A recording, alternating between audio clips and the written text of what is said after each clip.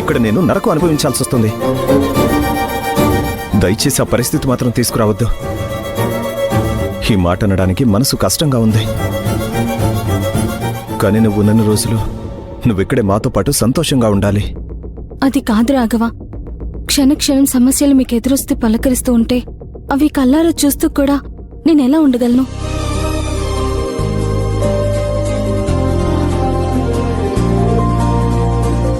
సమస్యలనేవి ఎప్పుడూ ఉంటాయి. ఈ రూపంలో కాకపోతే ఇంకో రూపంలో ఉంటాయి. సమస్యల కోసం మనుషులను దూరం చేసుకోవాలనుకుంటే ఈ కుటుంబం ఇన్ని రోజులు ఉమ్మడి కుటుంబంగా ఉండేదే కాదు. నేను కాని, భూమి కాని, మాధవ్ కాని, అక్క కాని, బావ కాని నీ గురించి ఆలోచించాం కాబట్టే ఉన్న కొద్ది రోజులైనా సరే నిన్ను సంతోషంగా ఉంచాలనుకున్నాం. అమ్మా నాన్నలకి తెలియకుండా నీ మెళ్ళో తాళి కట్టాను.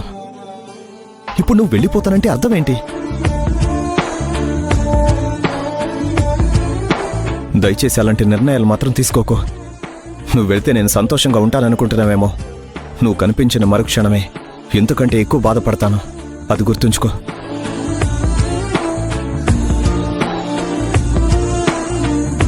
ఎందుకు సుహాసిని గారు బావగారిని బాధ పెడతారు? ఆయన అబద్ధం చెప్పి మరీ నీ మెళ్ళో తాళి కట్టారంటే బావగారు మీ గురించి ఎంత ఆలోచిస్తున్నారో అర్థం చేసుకోండి. మీ మెళ్ళో తాళి కట్టే ముందు ఊరేమనుకుంటుందో, ఇంట్లో వాళ్ళు ఏమనుకుంటారో అని ఏమీ ఆలోచించలేదు. కేవలం మీ గురించి మాత్రమే ఆలోచించారు. మేమేదో ఒప్పించడం వల్ల అని మీరు అనుకోవచ్చు, కానీ మేం ఒప్పించడం వల్ల కాదు. ఆయన మనసులో ఏముందో అదే చెప్పారు. మేము కూడా అదే చేశాం. అయినా అలేకి అడిగే 4 మాటల గురించి మీరు వెళ్ళిపోతాననడం ఏంటి? తను అడిగే తీరులో తను అడిగితే మనం చెప్పే తీరులో మనం సమాధానం చెప్తాం. మనం భయపడాల్సింది పెళ్లికి ముందు తెలిస్తే ఎలా అని. ఇప్పుడు ఈ పెళ్లి గురించి తెలిసే అవకాశమే లేదు. కాబట్టి మా కోసం మీరేదో వెళ్ళిపోవాలనే ఆలోచన మాత్రం చేయొద్దు. ప్రశాంతంగా ఉండండి. మీరు ఎలా ఉంటే సంతోషంగా ఉండగలరో అలాగే ఉండండి. దానికి కావాల్సిన ఏర్పాట్లు మేం చేస్తాం, సరేనా?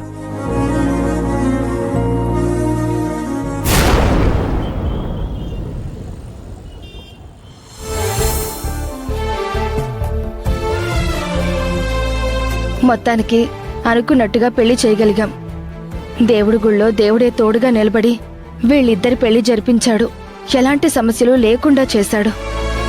నేను కూడా చాలా భయపడ్డాను వదినా. అసలు ఈ పెళ్లి జరుగుతుందా లేదా అని అనుమానంగా ఉండింది. అలాంటిది ఎలాంటి గొడవలు లేకుండా మళ్ళీ తిరిగి ఇంటికి తీసుకురాగలిగాం. నా కోసం ఇంత చేశారు మీరు. నా వల్ల ఇంత బాధపడుతున్నారు మీరు. ఇలా ఎప్పుడో ఎవరో ఒకరిని బాధ పెడుతూ బ్రతకాల్సి రావడం, ఇదంతా చూస్తుంటే నా మీద నాకే అసహ్యంగా ఉంది. రాఘవ్ని ప్రేమించి రాఘవ్కి దూరం అయిపోయి అసలు ఈ లోకంలోనే లేననుకొని రాఘవ్ బాధపడ్డాడు. బిడ్డని పెట్టుకొని తండ్రి ఎవరో చెప్పుకోలేక, ఒంటరిగా ఆ బిడ్డతో బ్రతకలేక నా బిడ్డని బాధ పెట్టాను.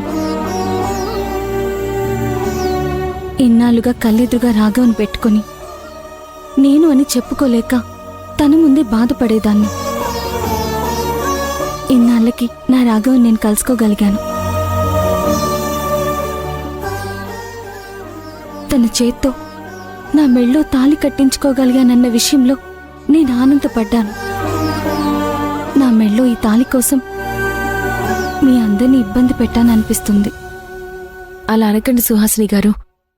మీరు పడిన బాధల్లో మేం పడినవి పెద్ద బాధలే కాదు. ఇన్ని సంవత్సరాలు మా బావగారు మనసులో మిమ్మల్ని పెట్టుకుని ఆయన ఎంత బాధపడ్డారో, ఆయనకి దూరంగా మీరు ఎంత బాధపడుంటారో అది కూడా ఒక బిడ్డకి తల్లిగా మాకు తెలుసు. అవును సుహాసిని, జరిగిందేదో జరిగిపోయింది.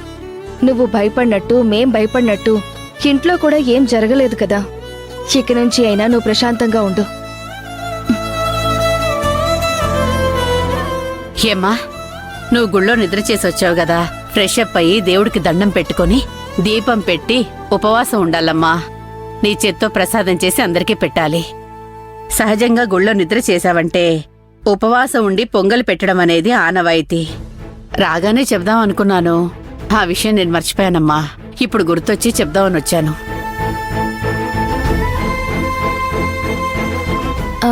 అవును, అత్తయ్య గారు చెప్పింది కూడా నిజమే కదా.